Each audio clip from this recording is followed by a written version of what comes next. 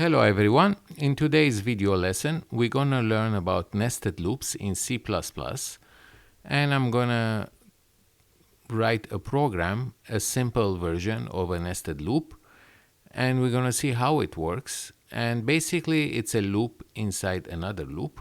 And to do that, we're going to start by creating a new project. Create a new project, console application, click go, C++, click next, and I'm going to call this project nested loop. And I'm going to click next, finish. On the left hand side, double click on sources, double click on main, and I'm going to clear whatever is in main. And we're going to start by declaring the first array, and it's going to be an array of integers, int array. And this int array will contain some elements, and I'm going to leave the square brackets empty, which means you have the flexibility of putting any number of elements, maybe 5, maybe 3, maybe 10. It's up to you. So in my case, I'm going to put 5 elements, and these elements are going to be 23, 1, 45, 76, 90, and these are my elements of the integer array. There's 5 of them. And second, we're going to declare an array of characters, and I'm going to call this char array. And char array will be also square empty brackets, which means I can put any number of characters equals. In C++, it's going to be a single quotation.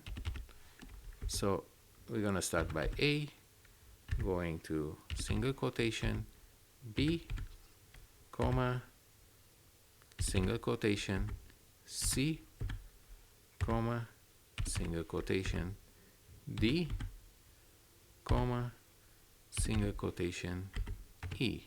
And after that, semicolon. And here we're going to declare the nested loop.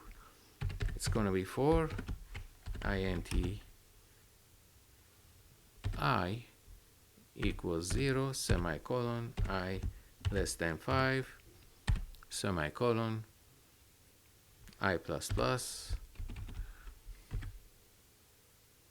semicolon, actually a curly brace, and second loop for int k equals 0, semicolon, k less than 5, semicolon, k plus plus, and with that we're going to print all the elements, cout int array at I, and right next to it we're going to print the char array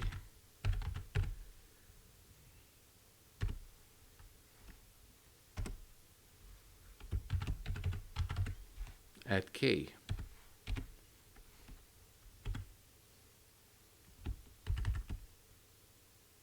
End of line, and semicolon.